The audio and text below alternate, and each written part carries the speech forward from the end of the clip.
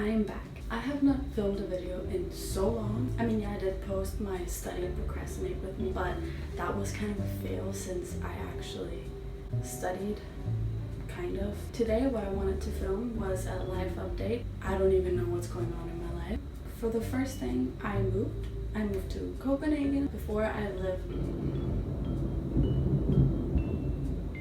That was thunder. I moved into this apartment a week ago and I found it through a mutual friend. So one of my best friend, we were at a party together, and then she had just bought this apartment and she was looking for a roommate, and I was looking for a room somewhere in Copenhagen. So that was the first time we met, and then we were kind of like, hey, let's move in together. There's also some construction going on, so yeah, I apologize for that. The reason I wanted to move to Copenhagen is because I want to go to uni here. I'm first gonna apply to uni in 2021. I would love to attend medicine at University of Copenhagen. There's just one issue, and that issue is that the average required is so damn high. Here in Denmark, there are two options when you want to apply for university. You can apply through quarter one, which is based...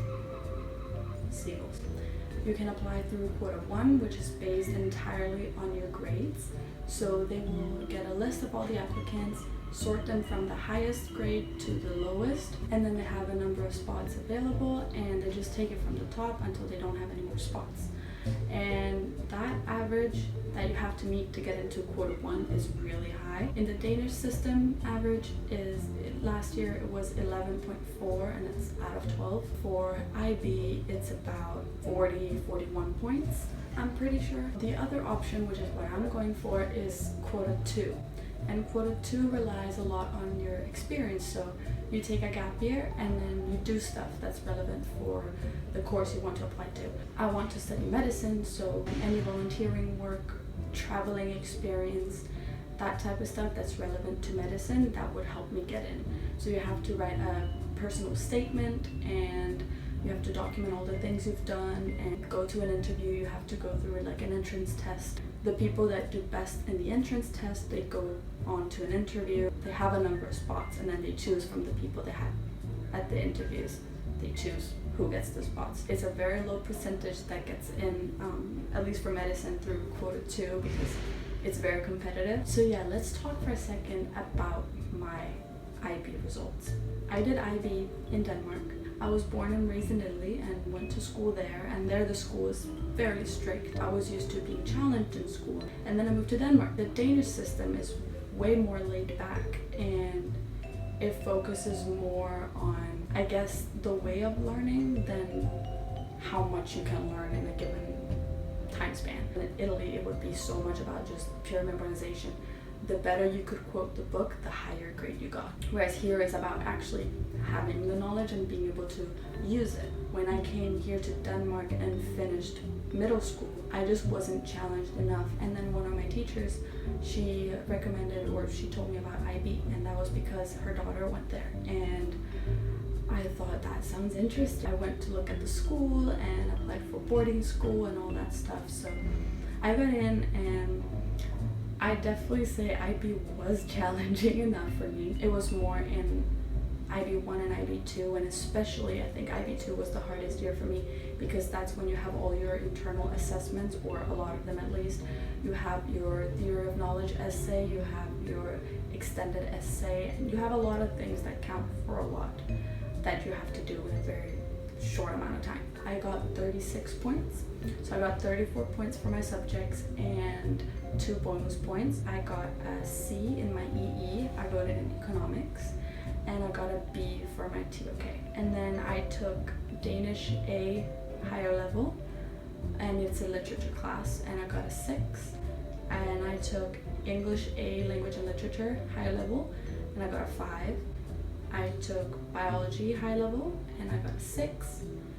In history standard level, I got a 5, and in math studies, I got a 6. In economics, I got a 6 as well. 36 points, that translates to 9.4 on the Danish average grade scale. I remember when I got my results, I was disappointed because I know that my potential was way higher. I mean, I set way too high expectations on myself, and I thought I was gonna get 40 plus. I was like, oh yeah, that's what I need, that's also what I'm gonna get, but I didn't. I know 36 points, that's a good grade, that's a lot of points. For someone it might be a lot, and for someone it might not be a lot. I was also trying not to be disappointed about it because I knew that other people got lower, and I was like, oh, then I can't be disappointed. And I did kind of film a reaction, but it was kind of mixed in English and Danish, and so I didn't post it, but I can insert some clips. Oh, they're there. Oh, I'm shaking. I was really happy for Danish because I had not read any of the books, and it's a literature class, and somehow I got a 6.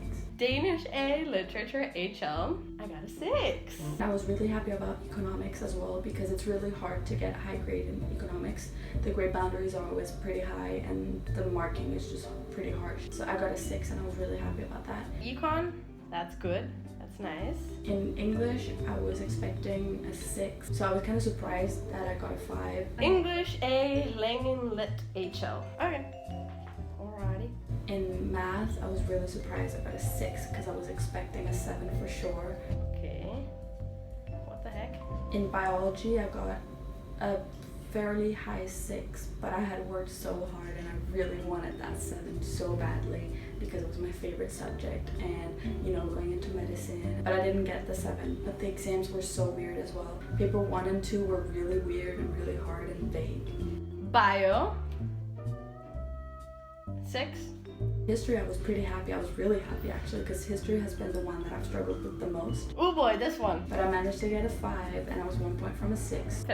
That's nice.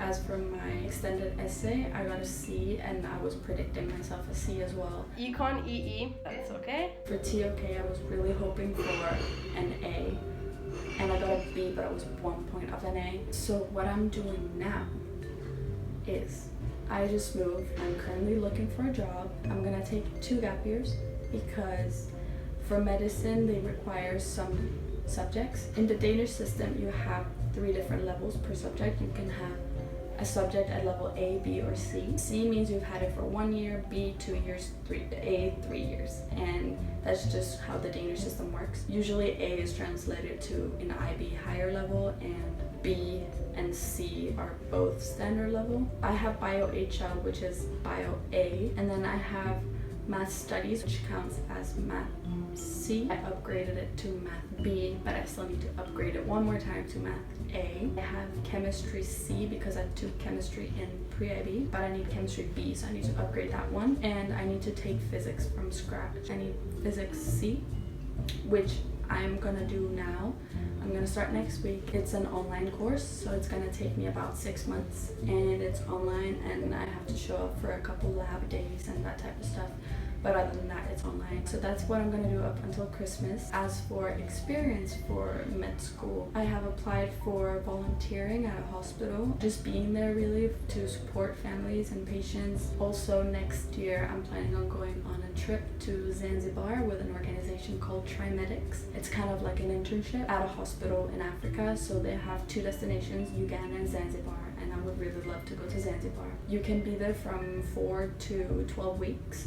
I'm gonna be there for 4. Basically, each week you choose a different department and then you follow the doctors there. Then you have a bunch of activities as well. So in Zanzibar, for example, we're gonna go swim with dolphins, we're gonna go diving. So it's a lot of water activities.